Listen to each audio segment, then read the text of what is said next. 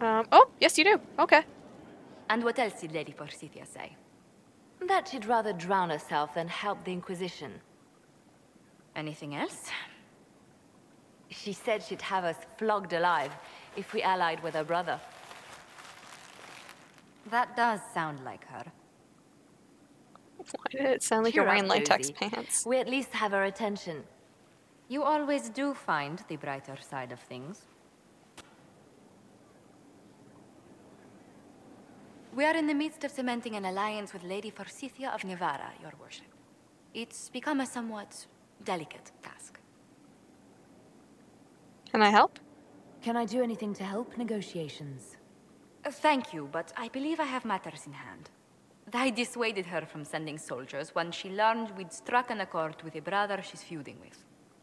Lady Forsythia simply employs a colorful manner of speech. That's putting it mildly. You're rather good-natured about threats of death and dismemberment. They are chiefly bluster, Inquisitor. Most of them. But I confess I do miss my staff from the embassy in Antiva. It was always useful to discuss the day's visitors with them. Discuss them with me. I have time if you'd like to review things with me. I wouldn't wish to impose. If it were imposing, I wouldn't have offered. Well, I admit there are a few potential alliances it would be good to discuss. Yay, friendship. Oh. Right on the parlor floor. In front of everyone at the soiree. Who does such a thing in front of their guests? The Duke of Kellington, apparently. And Sarah, can she not find a single overshirt without mustard stains on it? Then there's Dorian. The man refuses to take anything seriously unless it suits its whim. Not to mention... Oh goodness. Have we been here an hour already? Yeah, a bit more than that. 2.5 hours, I think. But no one's counting. Oh, dear. I didn't intend to go on for so long. You must think me quite the gossip. I think you're invaluable. No one else here has your experience, Josephine. Or your stories. I'll try to curtail their length next time. But I leave feeling less troubled than I have in weeks. Yay! People keep bringing me up to my bedroom. Ow. There we go. Oh, more room. It's probably fitting that my bedroom is right above my war room. There we go. Okay, Josephine, do you still have more things to tell me? Because apparently doing one quest with one dialogue with Solus just initiated a lot of things. It's good to see you. I have more personal questions? Oh! Wow, this is just the Josephine session. Okay. What's your family like? Tell me about the Montiliers. Well, my parents are alive and in good health. They live in our estate in Antiva City. Of my 4 siblings, most attend to the running of the family vineyards. That reminds me, I must ask someone to make sure Yvette attends the spring reception at the palace. My youngest sister has no head for social engagements.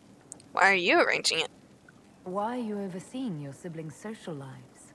It's Antivan custom. After a certain age, the heir apparent runs the family's estate to prove they're worthy of succession. If you're unfit for the task, the heads of the house, usually one's parents, may decree a new heir. Then what do the heads do? What do these Antivan heads of the households do if they don't run it? They work and provide guidance. I've taken advice from my parents. Well, mostly mother. Father's more of an artist. It's rather gauche, but we never can dissuade him from running his own salons. Between him and my siblings, mother's looking forward to my taking over the estate. That must require compromise. I imagine there must be give and take between a family heir and their parents. There is a fair amount of arbitration. Bickering, if one is less polite. but managing the estate is my duty. As much work as it is, I will not shirk it. You sound determined. Is running your family's estate that important to you? I'm responsible for their welfare. A Montilier never shuns their familial duty. Taxing as those duties can sometimes be. Maybe your family can help? Maybe your siblings could help lighten your burden. You don't know them. But Lorien in charge, or Antoine, or Yvette? No, truly. It must be me. You said you had 4 siblings. What about the 4th one? Where did you grow up? Where were you raised, Josephine? I was born in Antiva City, but when I turned 15, Mother declared I'd attend finishing school in Val Royaux. But I bawled into her skirts the day I had to leave. How sad you must have been. You must have missed her terribly. I did. And she was most unsympathetic to my wailing. But my mother only wanted the best for me. Living in Orlais was an education in itself. What was the school like? What did you learn at this finishing school in Val Royaux? Among other things, mathematics, rhetoric, poetry, history, logic, and a great deal of etiquette.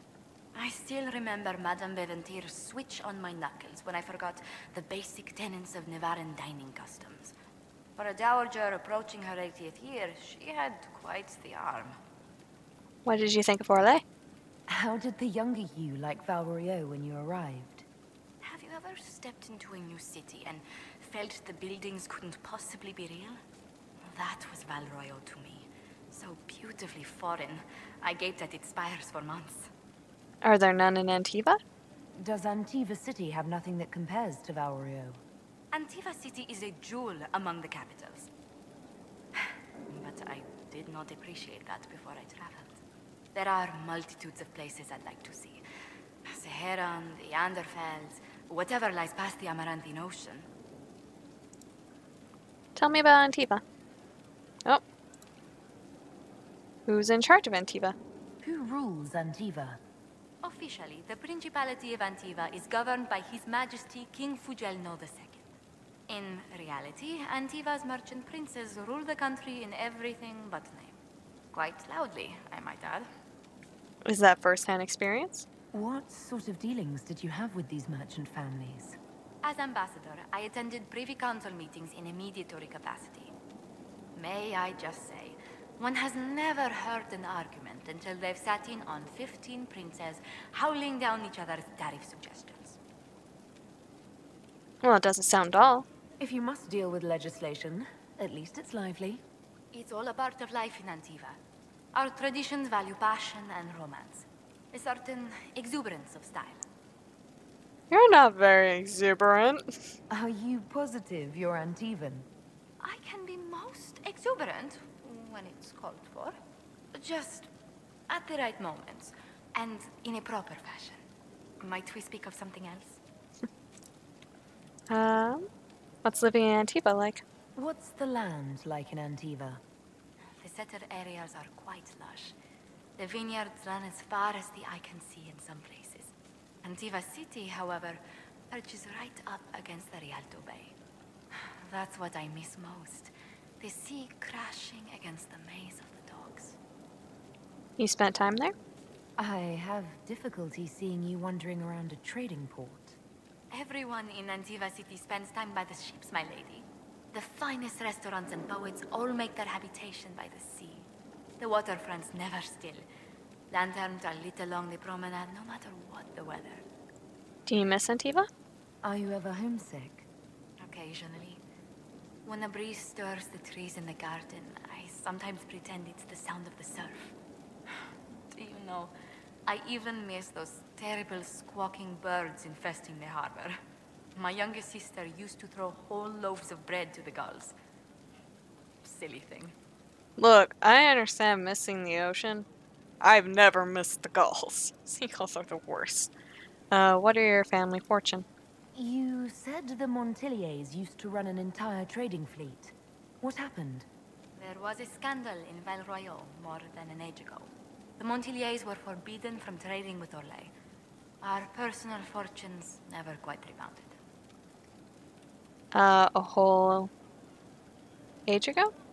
Does anyone in Orlais even remember what that scandal was? Yes. I doubt it, but the injunction persists. What exactly happened? An affair with a minor lord. Perhaps. Most other details are lost. Wait, you don't even know. Are you saying your family's livelihood was ruined because of a love affair no one even remembers? Essentially, Orlesian politics are full of these unhappy little missteps, Inquisitor. What's your past with Liliana? You haven't really gone into detail about how you know Liliana. We met... let me think. We met the last few years of my schooling, but we became friends after I became ambassador to Orlais. It seems terrifyingly long ago now. What prompted the reunion? How exactly did you and Liliana reconnect in the Inquisition? I discovered my family had been overcharging a merchant we traded with for months. Our name carries a great deal of trust in Antiva. I spent weeks arranging a string of favors as suitable recompense. Apparently satisfied, the merchant extended me an invitation to her estate. Liliana greeted me in place of the merchant. That sounds like her. I assume there was more to it than a strange way to say hello. It was a test of sorts. Liliana claimed she needed someone of painful integrity for the Inquisition. I accepted, once she finally explained what it was. Are you still friends? Do you remain close? Yes, but she's grown so much more distant than the outgoing woman I met in Valroyo. Liliana used to wander the Orlesian courts, singing the sweetest songs, charming the greatest wits. Now she collects secrets and takes risks that would make empires tremble. I worry, but she will not hear it. You talk often then. Does Liliana confide in you? She enjoys revisiting our more disastrous adventures. Liliana used to concoct the most ridiculous plans. Run if you ever see her with a twine ball, a measuring stick, and a handkerchief. Okay, bye. Let's speak later. Farewell. I feel like... Yes. Oh, no, that is everything. Anything to report? What do the people make of us? We've gathered many favors among the nobility.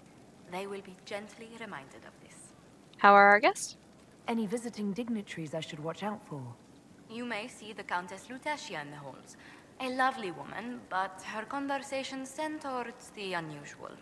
She's the patron of Orlais's greatest naturalists.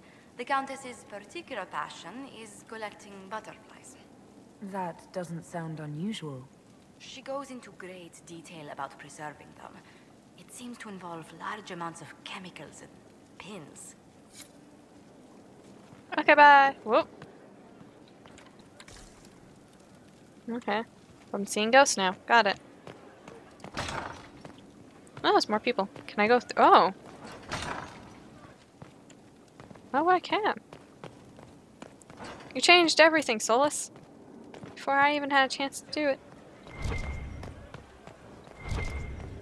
Whoop. Construction report. Surfacing. Paint, plaster, tile, plaster, stone. Previous occupants have redressed over and over. Most are solid, some I would strip down to the stone. The strength of this place is the foundation. Are we here for long term, or is the Inquisition temporary as masonry? Do it right. The Inquisition is only temporary if we fail, and we're not failing the Inquisitor. Stormore is quartermaster.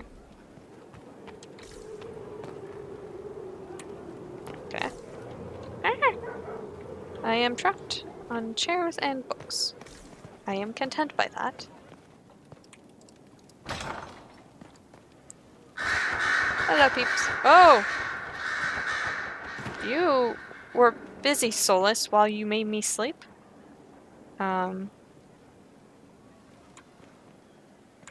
Yep, nope, that's just a lot of pain all of a sudden here. Sleep well? That was incredible. I've never done anything like that before. Do you regularly talk to people in dreams? No. Consider that one more rule you have effortlessly broken in your rise to power. I had no idea that the anchor would allow you to dream with such focus. It is truly remarkable. But I am reasonably certain we are awake now. And if you wish to discuss anything, I would enjoy talking. Tell me about your journeys. I'd like to hear more about what you saw in your exploration of the Fade. I would be happy to share it with you. Tell me about old ruins. Tell me about the old ruins you explored. I found the ruin of Barandur, a lost Tevinter city buried deep beneath a dead and barren wasteland. Volcanic ash had sealed it tight. In one dark moment, every living creature in the city seared and smothered. They were statues in the ashes, like a mold made to recall the lost. So Pompeii.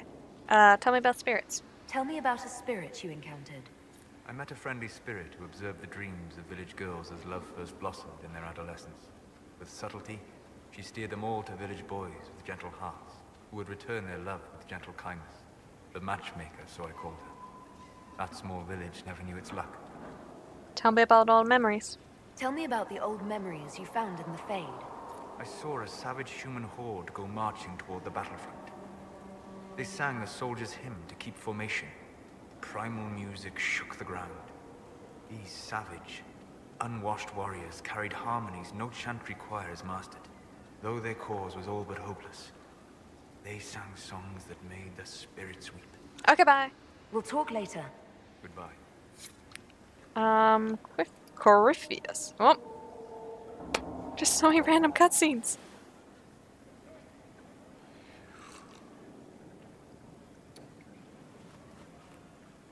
Don't like the tea.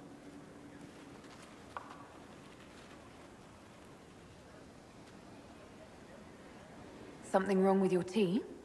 It is tea. I detest this stuff. But this morning, I need to shake the dreams from my mind. I may also need a favor. Name it. You just have to ask. One of my oldest friends has been captured by mages, forced into slavery. I heard the cry for help as I slept. How did you hear the cry? When your friend was captured, how did she... It. My friend is a spirit of wisdom. Unlike the spirits clamoring to enter our world through the rifts, it was dwelling quite happily in the Fade. It was summoned against its will, and wants my help to gain its freedom and return to the Fade. Why didn't it want in? I thought spirits wanted to find their way into this world. Some do, certainly. Just as many Orlesian peasants wish they could journey to exotic Rivain. But not everyone wants to go to Rivain. My friend is an explorer, seeking lost wisdom and reflecting it. It would happily discuss philosophy with you, but it had no wish to come here physically. Why would they summon it? Do you have any idea what the mages want with your friend? No. It knows a great deal of lore and history, but a mage could learn that simply by speaking to it in the Fade. It is possible that they seek information it does not wish to give, and intend to torture it. I can go along with it. All right, Solus. Any friend of yours, apparently. Thank you. I got a sense of my friend's location before I awoke. I'll mark it on our map. This is just very random cutscene time. What can I do for you? Corypheus. I need to know more about Corypheus. You shamed him when you destroyed Haven. Spoiled his glorious victory. It would be worse to acknowledge that you had done so. He must continue on his course or show weakness. He will return to his plans to throw Orlais into chaos, and then conquer it for Tevinter. Okay, bye. We'll talk later. Goodbye. I think this is... Yes. Okay, well, now we're done with Josephine and Solus, and essentially no one else. Dorian. Brilliant, isn't it? Books? Yes. One moment you're trying to restore order in a world gone mad. That should be enough for anyone to handle, yes? Then, out of nowhere, an archdemon appears and kicks you in the head. What? You thought this would be easy? No, I was just hoping you wouldn't crush our village like an anthill. Sorry about that. Archdemons like to crush, you know. Can't be helped. Am I speaking too quickly for you? Not at all. You don't need to worry about me. I can keep up. Yes, I noticed that. Did you know? Certainly. If you were a slack-jawed yokel, you'd already be dead. I always assumed the Elder One behind the Venatori was a Magister. But this is something else completely. In Tevinter, they say the Chantry's tales of Magisters starting the Blight are just that. Tales. But here we are. One of those very magisters, a dark spawn.